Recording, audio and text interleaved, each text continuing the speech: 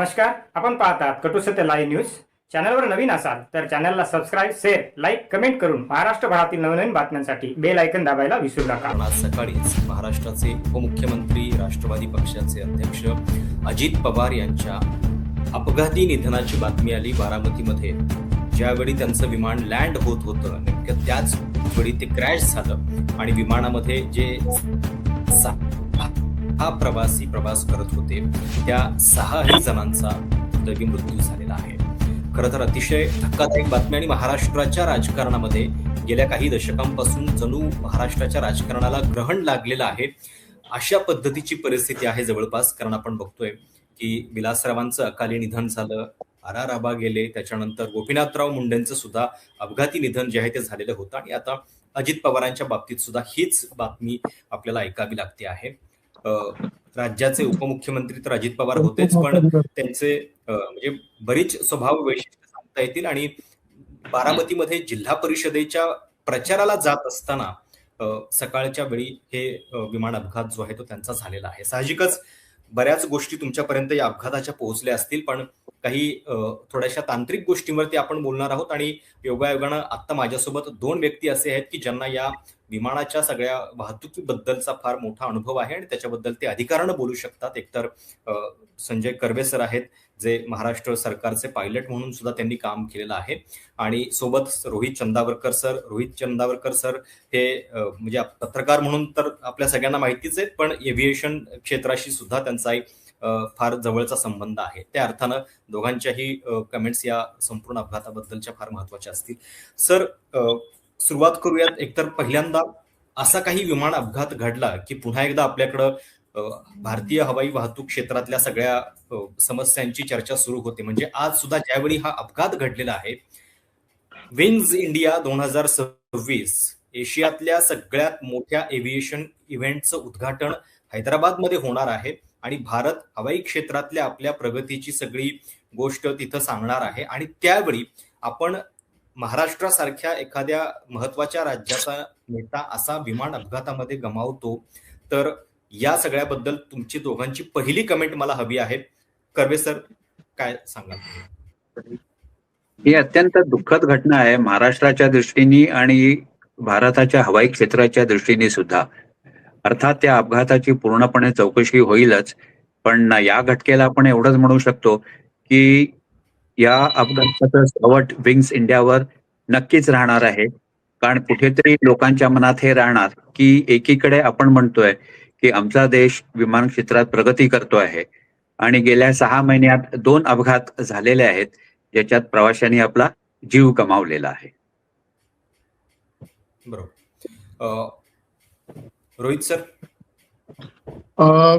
हे बघा, एखाद्या देशामध्ये विमानांचे अपघात होणं, कॅप्टन संजय कर्वे सर यांनाही हे माहिती आहे, तुम्हालाही प्रेक्षकांसाठी सांगतो की विमानाचा एखादा अपघात होणं किंवा काही अपघात होणं हे काही फार वाईट किंवा फार धक्कादायक किंवा धक्कादायक आहे, पण फार वाईट किंवा त्याची देशाची रेप्युटेशन फार एकदम त्याच्यामुळे डॅमेज होणं वगैरे असं नाहीये. हे पहिल्यांदा आपण सांगायला पाहिजे. याचं कारण अमेरिकेत बघा, इतर देशांमध्ये बघा, सगळीकडे अशा प्रकारे अधूनमधून विमानांचे अपघात होत असतात आणि जेव्हा अपघात होतो तेव्हा ते अतिशय शॉकिंग असा प्रकार असतो आणि त्याच्यातून काय काय प्रतिक्रिया इनिशियली पहिल्या काही तासांमध्ये किंवा पहिल्या 1-2 दिवसांमध्ये येतात आणि त्या बऱ्याच वेळा पॉलिटिकल वगैरे असतात. हे सगळं ठीक आहे. पॉइंट असा आहे की भारतामध्ये जनरली रेग्युलेटरी ऑथॉरिटी म्हणून जी directorate general of civil aviation म्हणजे DGCA आहे, त्यांच्याकडून होणारं नियंत्रण हे किती इफेक्टिव्ह आहे हा या निमित्ताने कदाचित या परिषदेमध्ये चर्चेला विषय आणला जावा या अपघाताच्या निमित्ताने, किंवा आपणही ती चर्चा करावी, कारण तो मुद्दा आहे. एक अपघात झाला किंवा गेल्या वर्षी एअर इंडियाचा एक अपघात झाला, हे फार दुर्दैवी आहे, वाईट आहे, सगळं ठीक आहे, पण रेग्युलेशन म्हणून काय आपण या क्षेत्राकडे बघतो किंवा चौकशी पुढे जी होते त्याच्यातून आपण काय शिकतो किंवा कितपत नियंत्रण आपलं सगळं या गोष्टींवर आहे, हा कुठल्या तरी परिषदेत, हैदराबादच्या परिषदेत, अन्य चर्चेमध्ये, आत्ताच्या आपल्या प्लॅटफॉर्मवर डिस्कशनचा विषय हवा. मी अशा अर्थाने म्हणतोय की गेल्या वर्षी वर्षाच्या मध्यावर म्हणजे साधारण 7 महिन्यापूर्वी 8 महिन्यापूर्वी झालेल्या एअर इंडिया अपघाताची पूर्ण चौकशी होण्यासाठी 6 महिने मिळालेली असतानाही एक्झॅक्टली कोणत्या कारणाने हा अपघात झाला हे आजपर्यंत तरी प्रशांत बाहेर आलंय का? विमानाच्या सॉफ्टवेअरमध्ये इंजिन शट ऑफ होणं असं काहीतरी झाल्यामुळे हे झालंय आणि दोष बोईंगकडे जातोय की काय, असं झाल्यानंतर ही चौकशी कुठे गेली, काय झाली, आपण ते पूर्ण विसरून गेलो. आणि हा माझा मुद्दा आहे की आपण अशा प्रकारे ज्याच्यात 200-250 माणसं मृत्युमुखी पडतात, इतकी गंभीर गोष्ट आहे, त्याची चौकशी पूर्ण झाली, त्याचा अहवाल आला, असं काही आपल्याला दिसलं नाही. हाच परिषदेमध्ये चर्चेचा विषय असावा. आजच्या विमान अपघातामध्ये दुर्दैवाने महाराष्ट्राचे उपमुख्यमंत्री, इतके मोठे VIP किंवा VVIP ज्याला एअरपोर्टवर वगैरे म्हटलं जातं, असे अजित पवार होते, इन्व्हॉल्ड होते. त्यांचं दुर्दैवाने निधन झालेलं आहे. यामुळे ह्यावर आता खूप एकदम 2 दिवस 4 दिवस मीडियामध्ये सगळी चर्चा चालेल. पॉइंट असा की लिअरजेट 45 हे जे विमान आता अपघातग्रस्त झालं आणि ते पूर्ण क्रॅशमध्ये जळून गेलं, या विमानाच्या बाबतीत 2 वर्षापूर्वी सिमिलर काहीतरी इन्सिडेंट, लँडिंग गिअर रिट्रॅक्शन मध्ये प्रॉब्लेम वगैरे असं काहीतरी झालं होतं, असं ऑलरेडी सोशल मीडियावर सुरू झालेलं आहे. मी त्याचं वाचन केलेलं नाही. आज जे लँडिंग झालं, अटेम्प्टेड लँडिंग झालं आणि त्याच्यात क्रॅश झाला, ते दुसरा अटेम्प्ट होता. हे मी तुम्हाला टेक्निकल माहिती म्हणून सांगू इच्छितो. सकाळी 8:10 हे विमान मुंबईहून टेक ऑफ झालं. त्याच्यात अजित पवार, त्यांचे पर्सनल सिक्युरिटी आणि इतर 1-2 कोणी जी माणसं होती, 2 पायलट्स नेहमीप्रमाणे, एक फ्लाइंग कॅप्टन आणि दुसरा फर्स्ट ऑफिसर असे होते. त्यांनी साधारण 8:50च्या सुमाराला मला वाटतं पहिला अटेम्प्ट बारामती एअरपोर्टला लँडिंगचा केला. आणि हवामान तर व्यवस्थित आहे, कुठे ढगाळ हवामान नाही, पाऊस नाही, वादळ नाही, वारा नाही, काही नाहीये. अशा परिस्थितीत पहिला लँडिंग अटेम्प्ट हा मिस झाला आणि तो क्लिअरली आता सोशल मीडियामध्ये मी ज्या काही वेबसाईट्स फॉलो करतो किंवा इंटरनेटवर फॉलो करतो एव्हिएशनच्या, त्याच्यामध्ये हे डिस्कशन जोरात इंटरनॅशनल लेवलवर सुरू झालं की महाराष्ट्रातल्या एका VVIPचा असा अंत झाला. तर first landing attempt did not succeed, aircraft was asked to go around, म्हणजे परत तुम्ही टेक ऑफ केल्यासारखं परत वर जा आणि परत फिरून या, गोअर, that is called go around, आणि सेकंड अटेम्प्ट लँडिंगचा करा असं सांगण्यात आलं. तसा सेकंड अटेम्प्ट केला, त्याच्यातही ते एअरक्राफ्ट क्रॅश झालं. रनवेपर्यंत पोहोचायच्या थोडं आधी क्रॅश झालं. पायलटनी मेडे कॉल दिलेला होता. याचा अर्थ या विमानामध्ये टेक्निकल प्रॉब्लेम काहीतरी झाल्याने हे झालेलं आहे. पहिला अटेम्प्ट सुद्धा, मग ते लँडिंग गिअर रिट्रॅक्ट नाही झाला का, दुसरं काहीतरी झालं का, इलेक्ट्रिकल फेल्युअर झालं, काय झालं, हा सगळा चौकशीचा भाग आहे. त्याला महिना, 2 महिने, 3 महिने लागतील. पॉइंट असा आहे की प्रत्येक वेळी अशी घटना होते तेव्हा सगळा देश, सगळं राज्य हादरून निघतं, एकदम हादरतं, सगळं हे होतं वगैरे, रिॲक्शन्स येतात, काय काय येतात. आणि आज चर्चेचा विषय मला असं वाटतं मुख्य की याचं सगळ्याचं पुढे काय होतं, आपण याच्यातनं शिकतो का, तर शिकत नाही. किंवा ज्या पद्धतीचं रेग्युलेशन स्ट्रिक्टली व्हायला पाहिजे विमानांच्या तपासण्या, चाचण्या, मेंटेनन्स आणि त्याचा क्लिअरन्स फ्लाईंगसाठी, तो कुठेतरी कमी पडतोय असं मला या निमित्ताने सांगावं असं वाटतं. प्रश्न.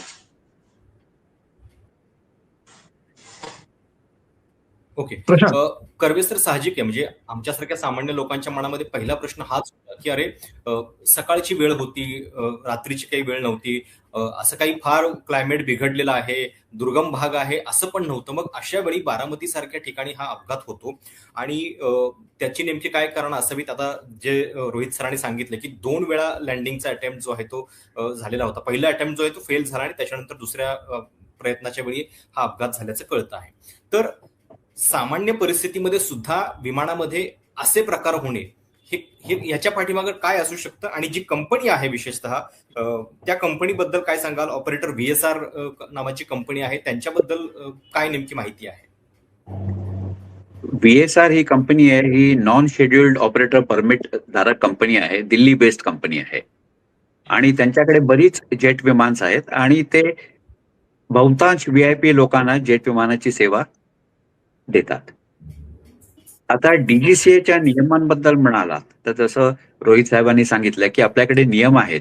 DGCAचे जे सिव्हिल एव्हिएशन रिक्वायरमेंट आहेत कार, त्याच्या व्यतिरिक्त मिनिस्ट्री ऑफ होम अफेअर्स आणि DGCAचे एअर सेफ्टी सर्क्युलर आहेत की इलेक्शन फ्लाइंग हा एक वेगळा विषय आहे की इलेक्शन फ्लाइंगच्या वेळेला काय काय काळजी घेतली पाहिजे आणि काय काय नियम पाळले पाहिजे.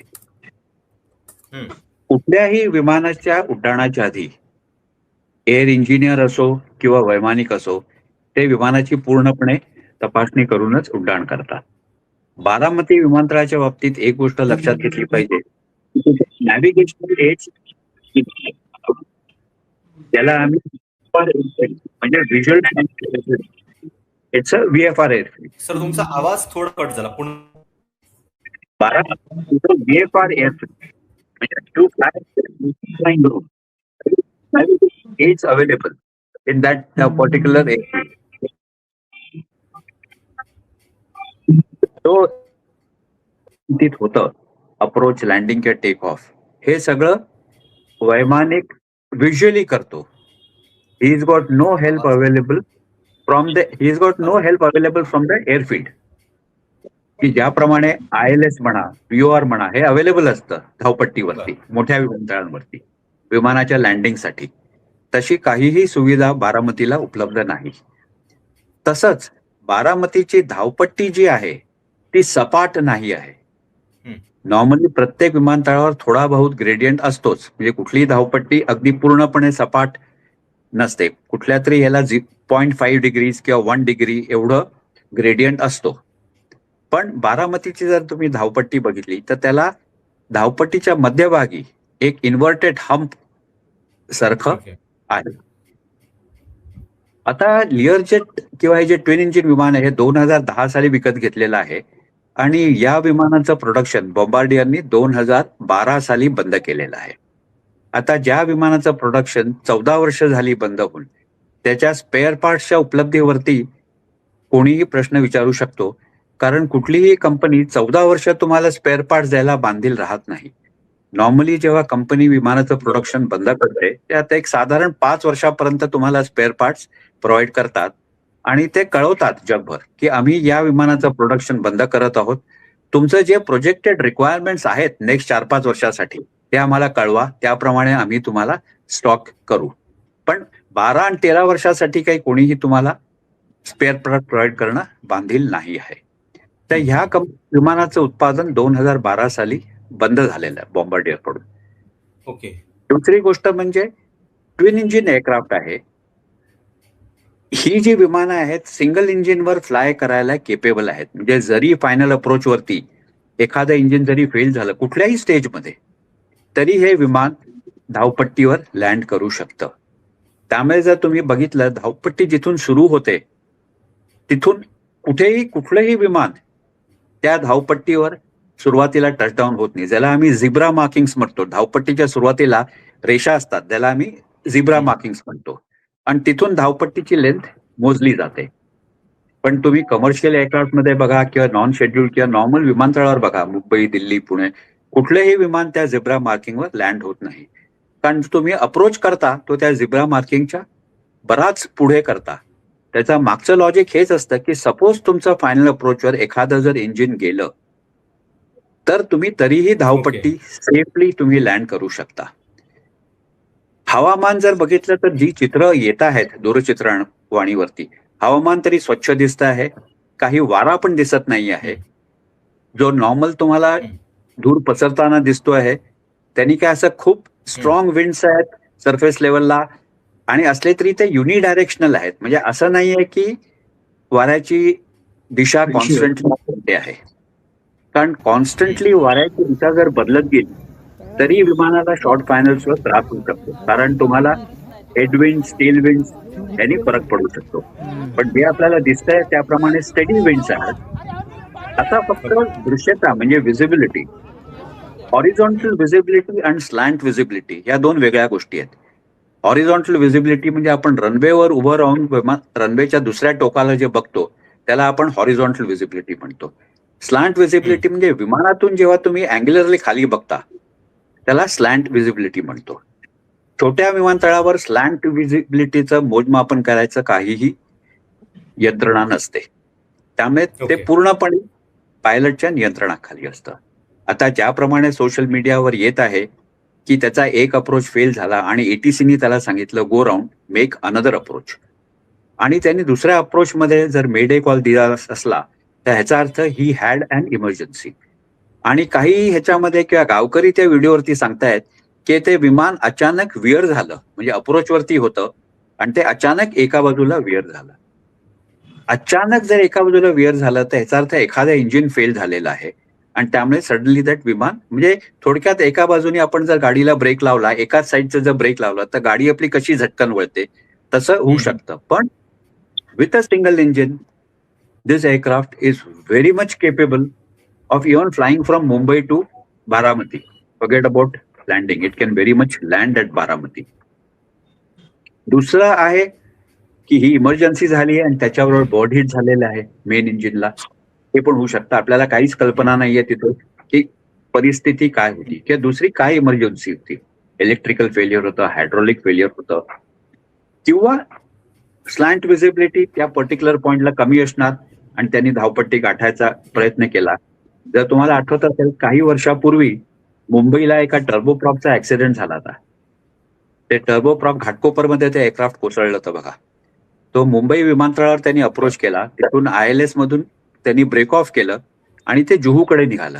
मध्ये ढगाचा एक छोटा पॅच आला होता आणि त्यांना जुहूची धावपट्टी दिसेना, आणि ढगाचा पॅच केल्यावर त्यांना कळलं की जुहूची धावपट्टी थोड्या बाजूला आहे. So they try to correct for it, आणि त्या करेक्शन मध्ये दॅट विमान लॉस्ट हाईट.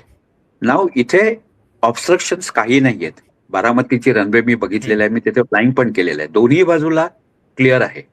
त्यामुळे आता जोपर्यंत इन्क्वायरी होत नाही तोपर्यंत आपल्याला काहीच सांगता येणार नाही. पण जसं यांनी सांगितलं आपल्याला की पुढे काय, तर झालेली घटना ही दुर्दैवी आहे. पण जर तुम्हाला आठवत असेल, जेव्हा राजशेखर रेड्डींचा ऍक्सिडेंट झाला आंध्र प्रदेशमध्ये, हो, तोपर्यंत हेलिकॉप्टर फ्लाइंग आपल्या देशामध्ये अनरेग्युलेटेड होतं. म्हणजे नियम कागदोपत्री होते, पण कोणीही त्याचं पालन करत नव्हतं. कारण प्रत्येक जण म्हणायचा की हेलिकॉप्टर कहीं भी लँड हो सकता है. राजशेखर रेड्डींच्या अपघातानंतर मात्र सडनली हेलिकॉप्टर फ्लाइंग वरती बरीच निर्बंध आली आणि लोक काटेकोर प्रमाणे नियम पाळायला लागले.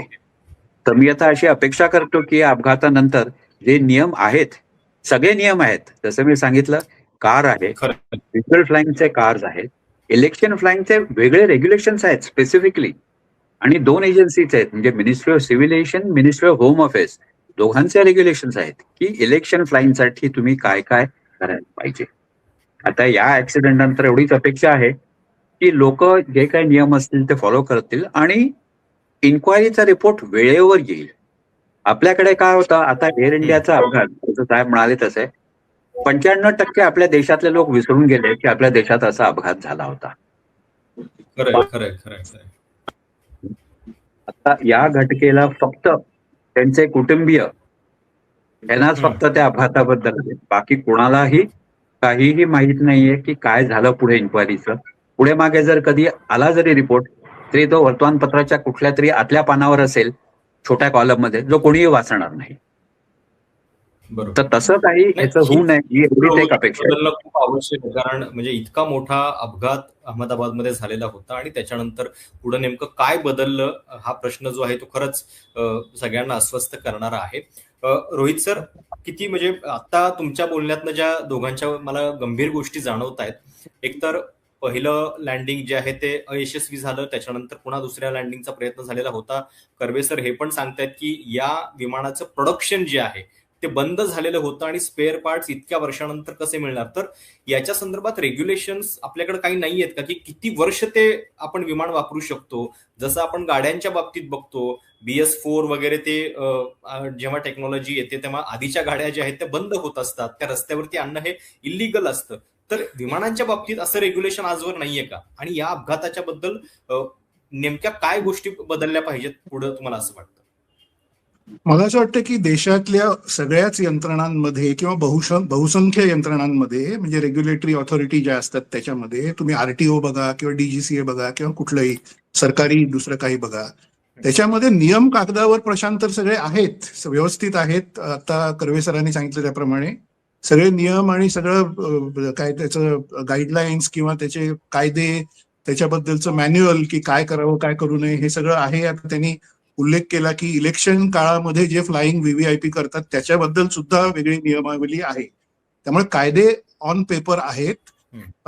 जे आउटडेटेड विमान आहेत किंवा ज्या विमानांचं प्रोडक्शन थांबलेलं आहे त्यांच्याबद्दल काय असावं याची पण मॅन्युअल्स तयार आहेत आणि त्याचे स्पेअर पार्ट्स आणि मेंटेनन्स याच्याबद्दलचं सुद्धा सगळं तयार आहे. मला असं वाटतं की इम्प्लिमेंटेशन हाच आपल्या देशात सगळ्यात मोठा प्रॉब्लेम अनेक क्षेत्रांमध्ये किंवा जवळपास सर्व क्षेत्रांमध्ये आहे. रेग्युलेटरी ऑथॉरिटीकडून होणारं इम्प्लिमेंटेशन, अंमलबजावणी. साधं उदाहरण बघा तुम्ही की PUCचे नियम आहेत का. आपण रस्त्यावरच्या वाहनांचं उदाहरण देऊ, लोकांना ते जास्त सहज सोप्या पद्धतीने समजतं. पीयूसी मध्ये तुमच्या वाहनातून निघणारा धूर हा किती असावा, किती नसावा, कशा प्रकारचा असावा, याचे नियम कागदावर आहेत. त्याचं ऑनलाईन सिस्टीम आता आहे. आपण जे आपली कार घेऊन जातो आणि पीयूसी सर्टिफिकेट घेतो ते सगळं ऑनलाईन आहे. आपण ते दर 6 महिन्यात एकदा करतो वगैरे. पण रस्त्यावर जेव्हा तुम्ही बाहेर पडता तेव्हा महाराष्ट्र सरकारच्या राज्य परिवहन महामंडळाच्या बसेस असतील किंवा कचरा वाहून नेणारे ट्रक असतील किंवा टँकर असतील किंवा काही जुनी वाहनं अशी तुम्हाला दिसतील जी कन्स्ट्रक्शनचं मटेरियल न्यायला आणायला वापरली जातात वगैरे ती असतील, त्याच्यातून प्रचंड काळा धूर निघत असतो. तो सगळ्या आजूबाजूचं वातावरण खराब करत असतो आणि त्या वाहनाला कोणीही तिकडे रस्त्यावर थांबवून त्याच्यावर कारवाई करणं किंवा असं काही केलं जात नाही. आणि त्याच्यामध्ये काय कारण आहेत हे आपल्याला सगळ्यांना माहिती आहे. आपण या देशात इतकी वर्ष सगळं ते बघतोय. का ते थांबवलं जात नाही, कसे नियम गुंडाळून ठेवले जातात वगैरे. हे जे रस्त्यावरचं उदाहरण आहे तेच उदाहरण तुम्ही उचला आणि सिव्हिल एव्हिएशन किंवा कमर्शियल एव्हिएशनला लावा, की ज्या पद्धतीचं रेग्युलेटरी ऑथॉरिटी प्रादेशिक परिवहन विभाग RTO हे आपल्याकडे आहे, तसंच राष्ट्रीय पातळीवर विमानांसाठी DGCA आहे. इथे ज्या गोष्टी गुंडाळून ठेवल्या जातात तशाच त्या दिल्ली DGCA मध्ये गुंडाळून ठेवल्या जातात की काय, असा प्रश्न प्रसिद्ध प्रवक्ते आणि माध्यम सल्लागार आणि मार्केटिंग तज्ज्ञ सोहेल सेठ यांनी आजच्या विमान अपघातानंतर विचारलेला आहे आणि उपस्थित केला आहे. ज्या कंपनीच्या विमानाला आज अपघात झाला त्या कंपनीचे मालक दिल्लीमध्ये सांगतात की आम्हाला काय नाही, आम्ही सगळं मॅनेज करतो वगैरे, असं सोहेल सेठ यांनी ट्विटरवर आज लिहिलेलं आहे. तर त्याच्यावरून तुम्हाला आता सोहेल सेठ हे खूप कनेक्टेड, वेल कनेक्टेड, दिल्ली मुंबईच्या सगळ्या मोठ्या सर्कल्स मध्ये वावरणारे गृहस्थ असल्यामुळे त्यांनी असं ट्विट केलंय. त्याचा रेफरन्स ट्विट वाचून दाखवतो, प्रेक्षकांना थोडं लक्षात येईल. सुहेल सेठ यांनी असं म्हटलंय, apparently VSR Aviation, which owned the aircraft that crashed this morning, have been habitual offenders and this is their second plane crash. It's a father-son company and informed people say they have DGCA India in their pocket. This charter should be shut down. असं ते म्हणतात.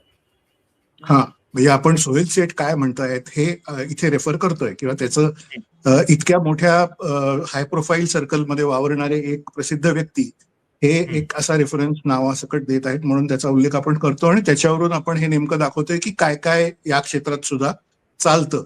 Coming to Baramati airport. Baramati airport हा प्रफुल्ल पटेल हे civil aviation minister म्हणून 2 terms त्यांना मिळाल्या UPA सरकारच्या काळामध्ये. त्या काळात त्यांनी महाराष्ट्रात 2 एअरपोर्ट स्वतःच्या इंटरेस्टनी डेव्हलप केले, विकसित केले. चांगली गोष्ट केली त्यांनी, चांगला प्रोजेक्ट केला. ते 2 एअरपोर्ट, एक म्हणजे बारामती शरद पवारांचं गाव आणि दुसरं एअरपोर्ट गोंदिया, हे 2 एअरपोर्ट प्रफुल्ल पटेल यांनी डेव्हलप केले. या दोन्ही एअरपोर्ट्सवर फ्लाइंग अकॅडमी आहेत. मोठी महाराष्ट्रातली एक मोठी फ्लाइंग अकॅडमी बारामती एअरपोर्टवर कार्यरत आहे आणि त्याच्यासाठी विद्यार्थी देशभरातून येतात फ्लाइंग शिकण्यासाठी आणि त्यांच्यासाठी हॉस्टेल पासून सगळ्या facility, ground training, flying training सगळं तिथे आहे. त्यामुळे तो एअरपोर्ट मला असं म्हणायचं आहे की वापरातला एअरपोर्ट आहे. असं नाही की तो कुठल्या तरी कोपऱ्यातला एक एअरपोर्ट आहे जो कधी कोणी वापरत नाही, कुठेतरी आसामच्या कॉर्नरमध्ये, अरुणाचलच्या कॉर्नरमध्ये असे जे एअरपोर्ट असतात तिथे काही वेळा मेंटेनन्स ठीक नाही, रनवेचा रखरखाव ठीक नाही, त्याच्यामुळे काहीतरी झालं वगैरे, असं नाहीये. Baramati airport is operational, properly operational. Commercial flights त्या एअरपोर्टवर होत नसल्या तरी प्रायव्हेट फ्लाईट्ससाठी तो एअरपोर्ट आणि हवाई ट्रेनिंगसाठी, फ्लाइंग ट्रेनिंगसाठी तो एअरपोर्ट भरपूर वापरला जातो. आता पॉइंट एक असा येतो की व्हीव्हीआयपीच्या बाबतीत जेव्हा ऍक्सिडेंट होतात तेव्हा थोडंसं असं म्हटलं जातं की त्या व्हीआयपीनी काहीतरी आग्रह केला की रात्र असली तरी मला पोचायचंच आहे किंवा तुझे फ्लाइंग आवर्स संपले असले तरी तुला मला न्यावंच लागेल वगैरे, त्याच्यामुळे काहीतरी झालं वगैरे, अशा काहीतरी घटना पूर्वी झाल्याचं किंवा काही प्रमाणात वाहतूक धोक्यात आल्याचं, म्हणजे ती फ्लाईट धोक्यात आल्याचं वगैरे, अशा काही कथा आपण ऐकत असतो. तसंही काही या बाबतीत झालेलं मला झाल्याचा स्कोप दिसत नाही, कारण सकाळी विंटर सीझन अजून सुरू आहे. पाहत राहा निर्भीड सत्य, अर्थात सर्वसामान्यांचे व्यासपीठ, आपल्या सर्वांच्या हक्काचे चॅनल कटू सत्य लाईव्ह न्यूज. धन्यवाद.